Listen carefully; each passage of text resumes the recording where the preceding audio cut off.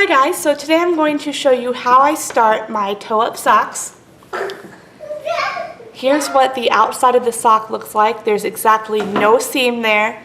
You can't tell where it starts and where it begins. And here's what the inside of it looks like.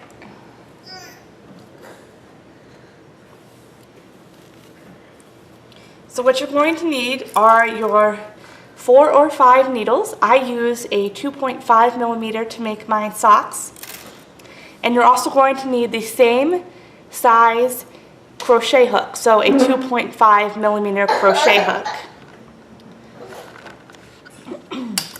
Now when you start a traditional sock toe up, it's going to give you a certain number of stitches to cast on, and usually you do that on 2 needles, half on one and half on the other.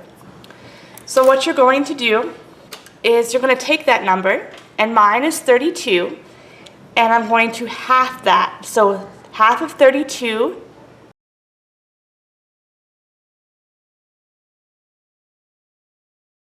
So now that I've chained 16, I'm going to count this as my first stitch. So on one side, you're going to have what looks like a braid. We want to turn this to the other side where it looks like there's a bunch of bumps going down the center of the braid. You want to pick up a stitch in each one of these bumps, and this counts as the first. So when you're done, you should have 16 stitches.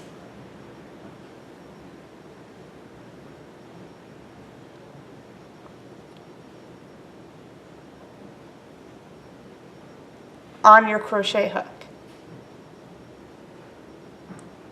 No.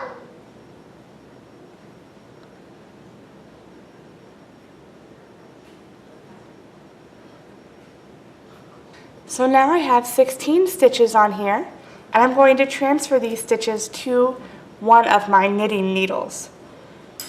So I just slide them off.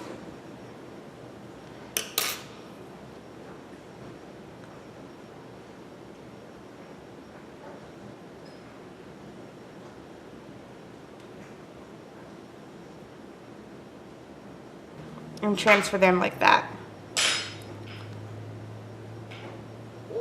Alright, so now we're going to pick up the next 16 stitches. So you want to turn your needle like this, and see this line closest to here? You want to pick up from this. So we're going to go down and pick up a stitch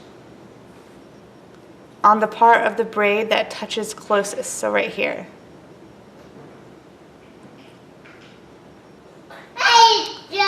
So I'm going to use the crochet hook again because it's easiest for me. And what you're going to do is insert the crochet hook into that loop and pull up stitches.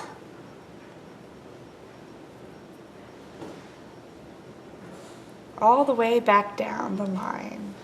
The best way to pick up stitches is to ignore this needle. Just insert your hook, yarn over, and pull up a loop. Then I take those 16 stitches and I transfer them to a knitting needle. And this is how I start my sock. Now I'll just start knitting the pattern, whatever pattern I have.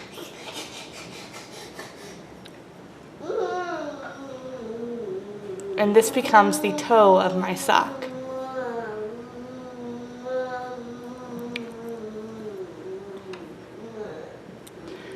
So I hope you guys like this little tutorial and that it will help you make awesome, wonderful socks.